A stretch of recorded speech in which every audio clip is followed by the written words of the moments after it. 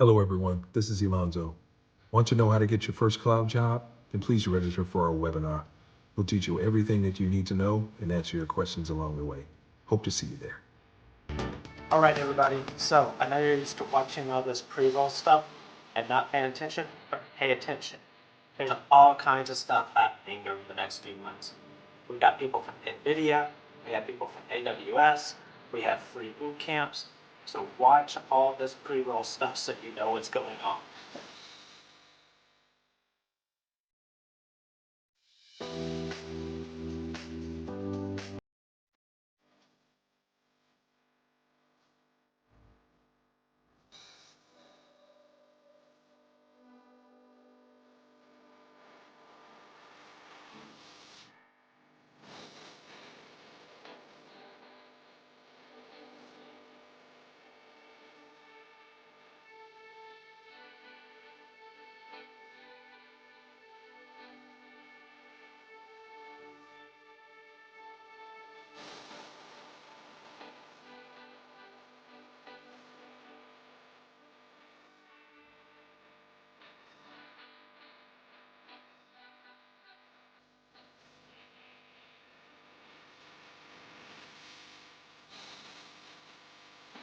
Hello, everyone. This is Alonzo.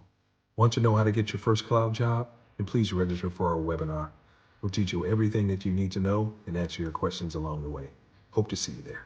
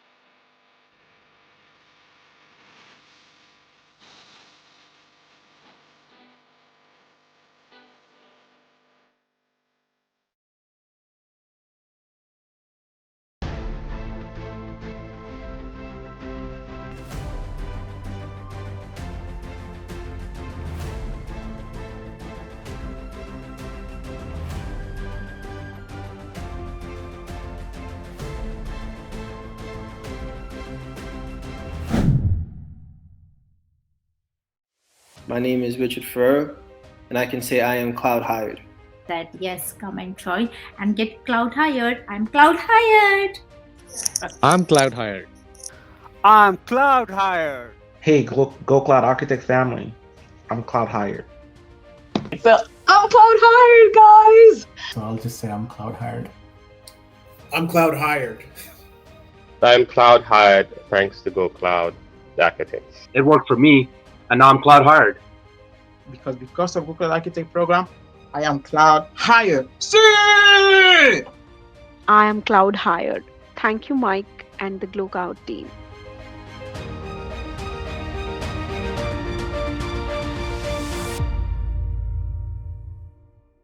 This is Michael Gibbs, and I'm the founder and CEO of Go Cloud Careers. And I'm here with you today to help answer any type of cloud computing career training questions and answers you may have. Maybe your goal is to become a cloud architect. Maybe your goal is to become a solution architect. Maybe your goal is to become a cloud engineer. Maybe your goal is to become an enterprise architect. But whatever your career goal is, I want to help you get that first cloud architect job, get that first enterprise architect job, solution architect job, cloud engineer job, because that's what I do. For those of you that don't know me, I've been working in tech now for over 25 years, most exclusively as an architect, but I've been helping people get their first tech job or get promoted in tech for more than 2 decades. And I want to help you get cloud hired or cloud promoted, because that's 100% what we're all about over here at Go Cloud Careers. Nelly, what are some realistic projects you can start to work on to gain cloud knowledge for the architect? What about freelancing or volunteering? So Nelly, I want to tell you exactly how dangerous a free volunteer cloud architect is. Having a person that doesn't understand system design, volunteers and does system design, and they do a design, one of us implement it, and you know what happens? Company goes bankrupt because there's that. So there are 0 architecture projects for those, or volunteer projects that you can do in today's world as an architect. Years ago you could, but not in today's world. So there's that. What are just realistic projects? Well, Nelly, I want you to think of what architects do. Architects design, present, and sell. So it's not like you can go set up a website like one of the certification providers will do and say, here, I got stuff on Git. And if you do that and show that, Nelly, it's going to show the world you're not a cloud architect and not to hire you. It's going to show that you're something else, like a systems admin, not a cloud architect. So what you need to do is as follows. You need to learn architecture. So I'll tell you what you need to learn. I'm going to tell you how to do it on your own or with us. Now, with us, it's going to be a single day's pay. If you do this on your own, and I will give you the lab and all those things that you need to do, understand on your own, it will cost you $10,000 to $50,000 to do this. But I'm going to tell you how to do it anyway, because I want to tell you how to do it. So this is not about saying, hey, I can configure a website. This is not a career of saying, I know how to code, because it's not. We don't code. This is a career showing I know how to design, present, and sell. Say it with me. Design, present, and sell. So what goes into design? Now, when we look at the cloud, we look at what the cloud actually is. It's a network and a data center that's been virtualized. Now, Nelly, what does the cloud architect do? They take the systems that exist in the network and the data center, we lift them up, and we migrate them towards the cloud, which is another network and data center. So here's why most people don't get hired. They go take their certification course, they do these worthless labs, the name of a service and how to configure those services, and they don't understand how the services work, why they need them, and they know how to configure. Nelly, architects don't configure, architects design. So certification training is, literally speaking, the most worthless training in the world for our architects. But we still need it because it gets us an interview. But what do you need to know to design? Because you're taking networking and data center stuff, migrating it, what you need to know is networking and data center. So I'm going to give you an explicit list. You need to know networking. At the bare minimum, this includes the following. You need to know BGP. Now, we teach BGP. You can read all the IETF RFCs for BGP. And you can also buy the Internet Routing Architectures book from Bassam Halabi. Together, that's about 1,000 pages of BGP knowledge, and that will give you the elemental BGP knowledge that you need for this job. Next thing on there, you're going to need to understand routing and interior gateway protocols. So I would, realistically speaking, learn at least minimum OSPF. Now, again, you can get it from the RFCs, from the Cisco documentation, from the Juniper documentation. Again, about 1,000 pages. On that, you're going to understand something on OSPF and interior gateway protocols. Now, you're going to need to be able to plan an IP addressing scheme. That means subnetting, supernetting, route aggregation, because you're going to have to traffic engineer your traffic. So you're going to need some serious knowledge there. You can't be using a subnet calculator. This is noodle work. You got to know how to plan it out and see the roadmap. Next, you're going to be dealing with switching and switching technology. So you must understand VLANs, VLAN tagging, VLAN trunking. You must understand loop avoidance protocols such as spanning tree and rapid spanning tree. Again, you can get this 500 to 800 pages from Cisco, but you need to understand this because you can't design what you don't understand. Now, next, you're going to be setting up WAN connections, which means you need to know WAN technologies such as SSL-based VPNs, IPsec-based VPNs, serial lines, Ethernet private lines, Ethernet over MPLS, for example, software-defined networking, and SASE. These are the critical things that you need to know. Then you're going to be dealing with NAT, because one company is going to buy another company, you're going to need NAT between them. And that's not NAT to the internet, that's another kind of NAT. You'll be dealing with NAT on your load balancers and NAT on your firewalls. And you need to understand the one-to-one NAT, the static NAT, the dynamic NAT or PAT, or the NAT overlay. You need to understand that as well. So there's that. Then on the networking side, we've got to understand, ARP and how that works, and proxy ARP and how that works. You probably need to understand some DNS and DHCP. Actually, you definitely you need to be familiar with looking on what's going on with traffic. And so there's that, and et cetera, et cetera. Oh my God, I got some good news, which I can't wait to tell you about in a couple seconds, but I want to answer your questions first. Another cloud hired. Congratulations, Leonard, and I'll get back to you. Oh my God, I'm super happy, but I'll get back to you in a second. So after this, so now we talked about those networking things. Now remember, the cloud's a data center. So what do we need to do? On the data center side, you must understand servers and server or virtualization. So you can practice this, experience this, play with KVM, QEMU, VMware, ESXi, etc., etc., etc. Kind of keep that in the back of your mind. Play with that. Now, again, you can get that documentation, 500,000 pages. All this stuff is covered in my course, by the way, all of it. It's going to be much better, faster, and cheaper. Because this is what it takes. Now, after you're done with that, you need to understand containers and orchestration. So get that. Next, what else matters? Well, you need to understand storage, block storage, object storage, file storage, and when to use and how to deal with it, and how to tune block storage performance, because it's often not good enough. So how do we make it better with RAID and things like that? You need to know that. Then what kind of databases you're going to choose? When are you going to use a NoSQL versus an SQL database? What kind of databases are going to work in 2 or more clouds? You need to understand that. What kind of database do you use when you have heavy write traffic versus heavy read traffic? How to tune them. That you need to understand. Then, what do you need to understand as well? You need to understand business applications, such as ERP applications and CRM applications. There's that.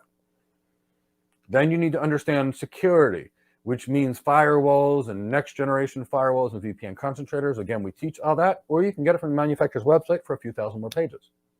There's that. That's the technical components.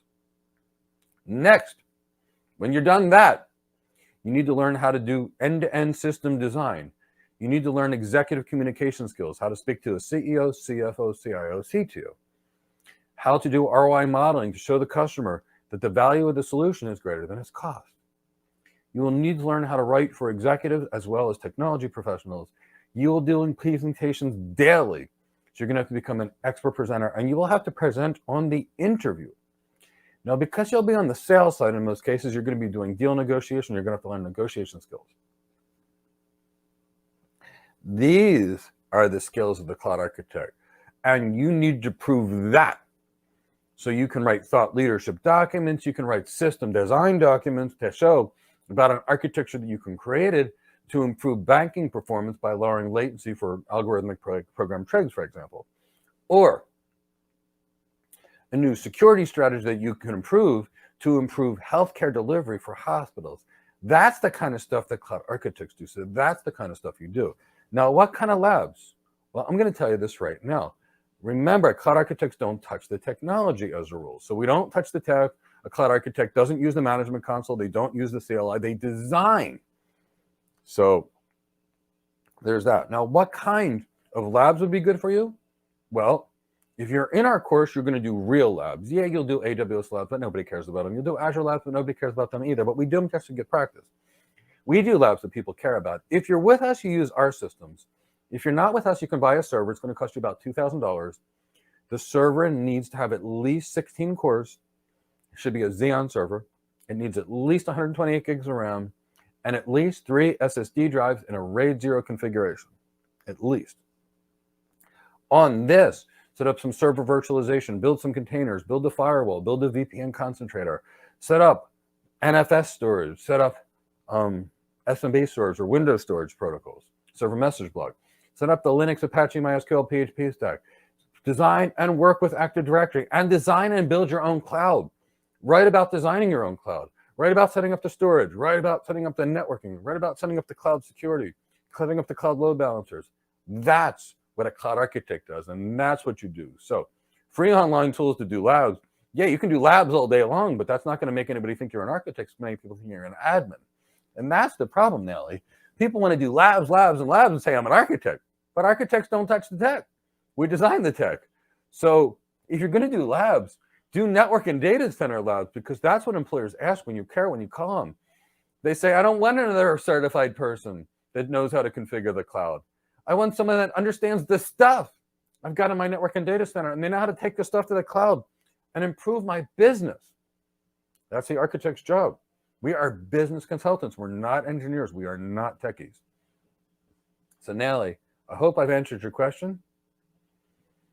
I hope I've made it clear to you exactly what to do, and get yourself cloud hired. If you'd like to train with us, we'd love to train you. Cloud Solution Architect. I don't think you understand what an architect is, so let me explain to this. There is no presentation template that you can use. Never. And here's the why. Every architecture is going to be based upon a different customer business problem. And some are going to need different ROI models, some are going to need different designs. And I think what you're looking for is an engineering cookie cutter recipe. That's not architecture. Yes, we do have some questions that people ask, and we've got a list of questions people ask, but it's going to change every time because you're going to need a different set of questions based upon different business situations. Documentation template, every RFI, RFP, RFQ is going to be based upon customer basis and their goals. Every time. Every time. And I can't give you a template for that. And if I did, you wouldn't become an architect. You'd be unemployable and you'd have techie skills. I'm not trying to create a technician here. We're creating architects. And the doctor can't walk into their office every single day and say, okay, this patient's getting this cookie, this patient's getting this drug, this patient's getting this drug. They have to assess the patient. What is your problem? Tell me about your problem. Then they have to examine them. And that's what's going to be there. So we need wisdom for this job. This is not a technician job. And what you're trying to do is ask questions if we can water it down to a technician. And I can't make a professional a technician. So no. Now we've got people know what to do and how to do and why to learn it because we teach them the questions to ask. But I'm not going to train a doctor. Here's your 10 pills. And these are the only 10 things you can prescribe. Ask it like this way. Never am I going to do that. I'm going to teach the doctor about pharmacology. Here are your families of drugs. Here are your bacterium that exist. Here are the processes in the human body. Now, this blood pressure drug works by knocking out the sympathetic nervous system. This drug works by stopping renin from converting to angiotensin too. This one does this versus this. And it's that professional judgment, whether it be medicine or that professional judgment in architecture that makes us an architect. And that's why when people ask us like 1,000 questions on the content in our course, we're like, you have to understand the job to really even know what you're even asking. So we teach how to do these things as a professional, but each one's going to be different. And if you try to use the same one for every time, I promise you your replacement will thank you in the first 15 minutes of your first day of work. They're not looking for cookie cutter templates. They're looking for executives to do different things. If you watch John Chambers give a speech, do you think he would give the same speech to the Navy as he would to JP Morgan Chase, as he would for Verizon? It would be different every single time because we build an architecture based upon business requirements. So what you're trying to do is turn it into technical requirements. The business requirements. What are the business requirements? What does the CEO tell you? What does the CFO tell you? What does the CIO tell you? What is stated on the balance sheet? What is in there in the financial statement? What are the industry analysts telling you? When you go on site, what are the employees telling you about their job, their workflow? That is what we do. And that's why you have to focus so much on the business. That drives everything. Look, if I needed to fly across the world in an airplane, right? What kind of plane would I use? Well, it depends. If I needed to be, in a war battle and I needed to fight, other fighter planes, I'd take a fighter plane like an F-16 or an F-35. Now, if I had a tremendous amount of cargo and I had to move, huge things, I might use a cargo plane like a C-130, for example. Now, by comparison, I might have 3 executives that need to go somewhere, and we might recommend a beautiful private plane. Or we might need to get someplace as cheap as possible, as fast as possible, go to 100 miles, and we might take a propeller plane. And all of that is based upon what we need to do. So I hope I explained this to you. This is not a techie job, not a technician job, like where you can just have a list of things. This is wisdom and professional development, and that's what we have to teach.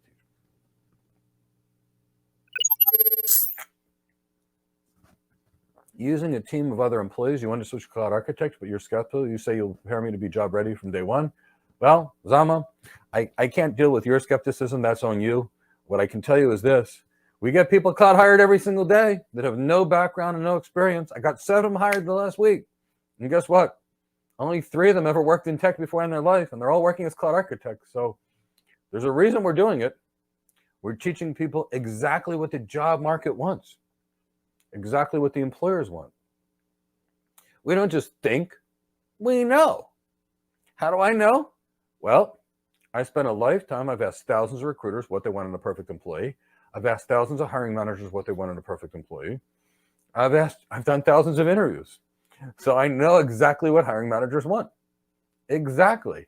And I got to give you a question that I would like you to think about this. When you go to the store to buy something, what do you buy? You buy what you like. So because we've done such extensive research, knowing exactly what the hiring managers are looking for, and we prepare our students exactly what the hiring managers are looking for, that's why our success rate is sky high. I think we've gotten about 100 people cloud architect jobs in the last year, most of which never worked in tech in their life. I think that's about the number. I can't keep track of it because every day somebody's got a cloud hired. If we're dealing between Friday and now, we're upwards of 8 students right now. 8 people that we interacted with that we just got hired. So, there's that. So, since Friday of last week. So, in our world, we don't worry about that. We just get people hired. But I will say this, you have to believe in yourself to get hired. You have to have the confidence. When I got told 25 years ago, and I was practicing medicine, that I couldn't be a network engineer, I had to get a help desk job. I'm like, no way. Or a cloud admin job. And I was like, no way. Not that there's anything wrong with those jobs, but I didn't want those jobs. I wanted to be a network engineer. And I told people, I'm going to be a network engineer. And they said, you can't. I said, why can't I? And they said, Mike, you've got no degrees in tech, no experience in tech.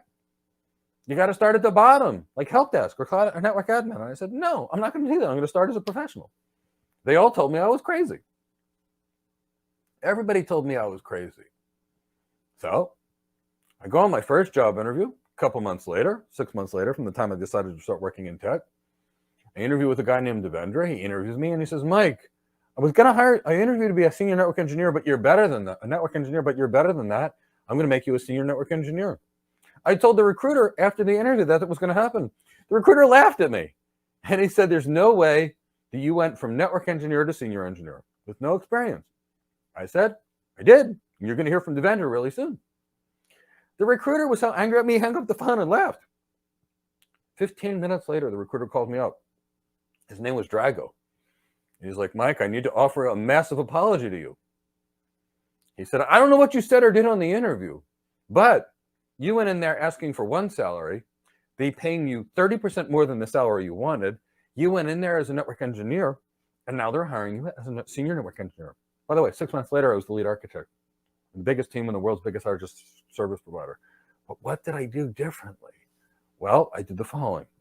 When everybody else was learning how to become a jack of all trades, little Windows, little Linux, little this, what did I learn? Only one thing. And I learned it really well. I knew that hiring managers wanted soft skills and leadership skills and communication skills and emotional intelligence. So I trained it when everybody else was focused on their next certification. When I went on that interview and I had spoken to 50 recruiters that I had interviewed and found out what they wanted in that perfect employee, and I went in there on my first interview, poof, I was network hired. And you know what? They wanted 10 years experience and I had zero, big giant zero. They wanted 10 years experience for the network engineer, and I got the senior network engineer. Now, 6 months later, I had an opportunity to work on Wall Street as a lead network architect for the largest market maker, which doubled my salary, and I took it. You know how much experience I had? They wanted then? 15 years. You know how much experience I had? 6 months. So employers want competency, competency, competency. Competency and experience are not the same thing, but they also want attitude, energy, enthusiasm, emotional intelligence, leadership skills. That's what they want. That's why we're super successful at getting people hired. Byron once you've been hired initially in the beginning, are you paired with a more senior cloud architect that you work with side by side? Byron, this is a job that's not exactly going to be like that. See, here's the thing. As a cloud architect, you are paired with a sales rep. And your goal, Byron, is to help the sales rep sell. See, what happens is this is a job of design, present, and sell. And the reality is every cloud architect is a senior one. There are no junior level architects. Now, there are intro-level architects called an associate, but it's still a six-figure plus position. Now, our students get hired as architects as their first job because we give them extreme content and they know how to do the job. But here's the key thing, Byron. You're going to have to go in an interview and convince someone you know design, and you're going to have to present an architecture back to them. So the rule is they know that you know what you're doing when you get there. Now, when you get there, they have low expectations of you, and they will provide training for months as a rule. But who are you going to be paired up with? You are going to be paired up with a sales rep, and here's going to be your job. You're going to go with the sales rep to meet customers. You'll be buying customers lunch. You'll be giving presentations. You are a sales rep. You are a sales rep with a lab coat. You're the scientific sales rep. Now, in this job, you have to sell, and sell. And you have to know knowing how to sell before you get there. You have to know how to lead before you get there, and you have to break up presentations before you get there. Now, here's the thing, Byron. The architect, you will never be alone. It's a team sport. And here's why I say you need such business acumen, leadership, communication, sales skills, and emotional intelligence. Byron, on most architectures, you're not going to know where to begin. I'm not joking. In most architectures, you can have no idea where to begin. I've been an architect for 25 years, and it doesn't get any better.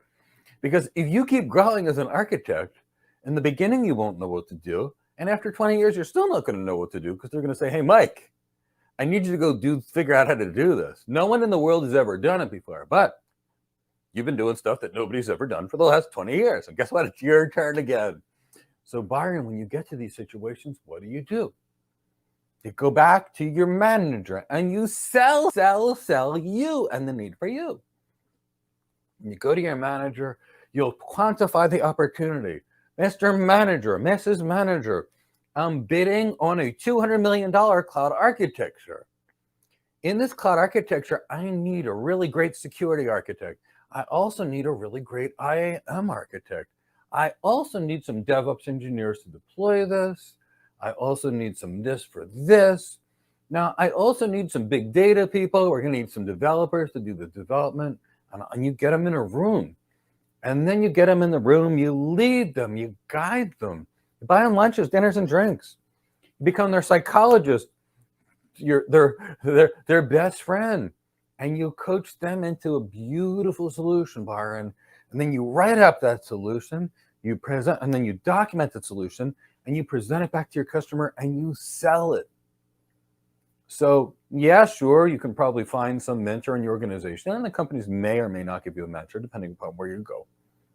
But it's up to you to have the sales skills, the communication skills, the soft skills, the executive presence, the empathy to go out there and conquer and ask people to work for you. So, Byron, there's an African expression.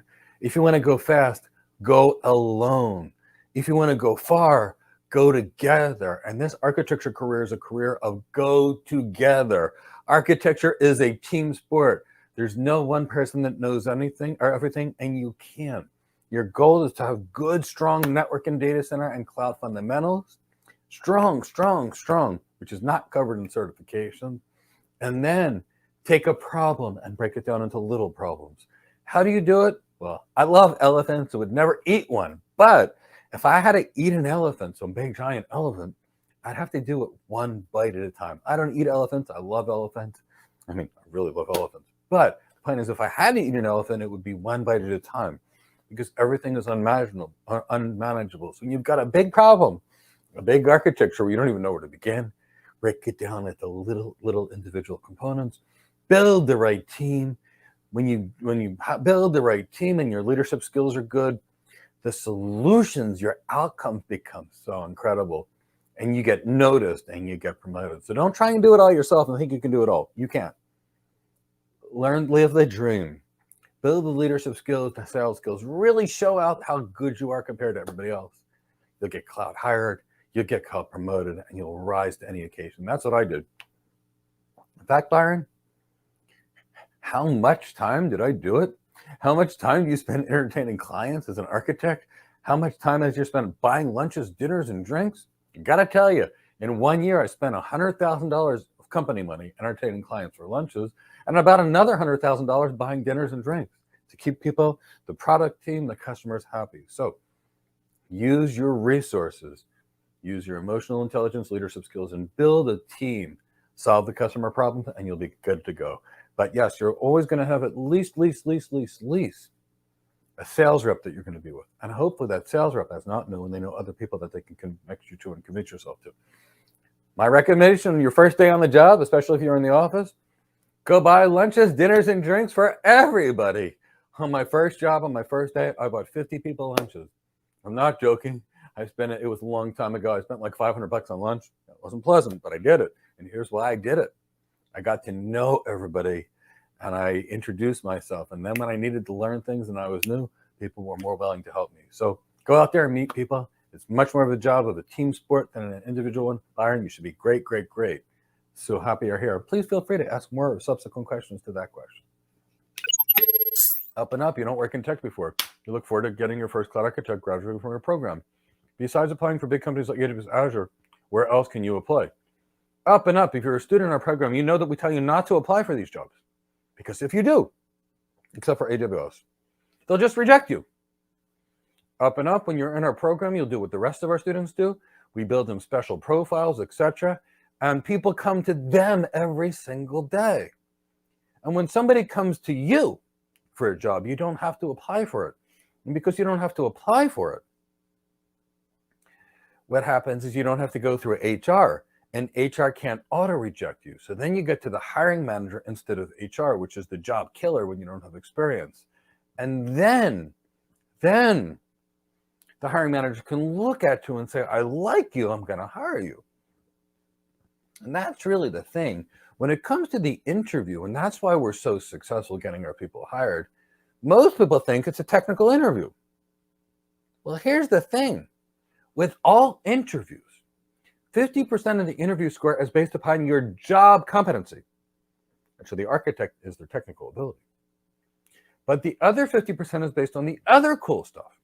The other cool stuff is this: your soft skills, your business acumen, your emotional intelligence, your executive presence, your leadership skills, your sales skills, your CXO relevancy, your negotiation skills, your attitude, energy, enthusiasm, presence. So we want you to get interviews with the hiring manager, not auto-rejected by HR. And then you'll get there. Now, what other companies hire cloud architects? Well, this week, one of my students got hired by a global bank as a cloud architect. Early 20s, no experience other than the training we've given him. And a great, incredibly smart, wonderful, capable, fine young man, which you'll hear from soon. And Big Four consulting companies hire our cloud architects. Big banks hire our cloud architects. Big retailers hire cloud architects. Everybody needs a cloud architect. Because here's the thing. If you're Walmart, you're probably going to be using the cloud. Now, if I just go to AWS or Azure or Google, look, they're all good people, but they work for a company, and the architects there design, present, and sell their solutions. So most companies have their own architects to work with the vendors' architects. So that way they don't get put into a situation where it's like, here, recode and be a cloud native thing where you can't get off of our cloud. Those architects will make sure that they're on more cloud agnostic things. 2 to 3 cloud, etc., etc. 2 to 3 clouds, for example, or maybe, which business applications not using proprietary databases like DynamoDB because they don't work across multiple clouds, being able to be the person that has the intelligence to think and say, wait, I need a NoSQL database, I need a high availability situation, my write traffic is greater than my read traffic, therefore the best solution across my clouds will be Apache Cassandra. Oh wait, I have near unlimited scalability of unstructured data, but I've got a lot more read traffic. Hey, wait, I should use MongoDB. So these are the kind of things that you need to know as the architect, and the customers will have them themselves too. So any retailer will hire a cloud architect. Any oil company will hire a cloud architect. Any TV station that's big enough will have a cloud architect. All the big sporting events will need their cloud architect. All the airlines need cloud architects. So everybody needs cloud architects. Everybody.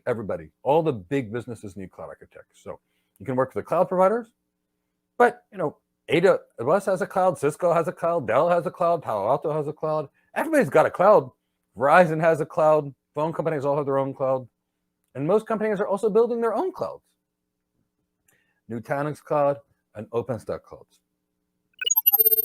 So at this point, thank you so much for joining us. If you're not a subscriber, please subscribe and hit the bell. If you're here and you had a good time, please hit the like button and signal the algorithm to show our content to more people. Hope you had a wonderful day today, and I look forward to meeting you another day. Take care, everybody. Let's get you all cloud hired. I'd like to tell you about some free things we do to help you get your first cloud architect job or transition into tech. 3 times per week, completely free on YouTube. I will answer any type of cloud computing questions you have. Come and ask questions about how to build your career, and I will answer them completely free. Every Thursday, we have a completely free How to Get Your First Cloud Job webinar. People come from all over the world in this webinar. I will tell them the following: how to leverage their life experience so the hiring manager they're ready. I'll go over the job, the cloud architect job, in depth. I'll go over the things that hiring managers desire. I'll teach you how to bypass HR and get your resume directly in the hands of the hiring manager so you can get hired and not auto-rejected by HR when you lack experience. And it'll be a great time, and you'll learn so much, and by the end of this, you'll know exactly what you need to get hired. This is Michael Gibbs. I'm the founder and CEO of Go Cloud Careers, and I look forward to seeing you in another video.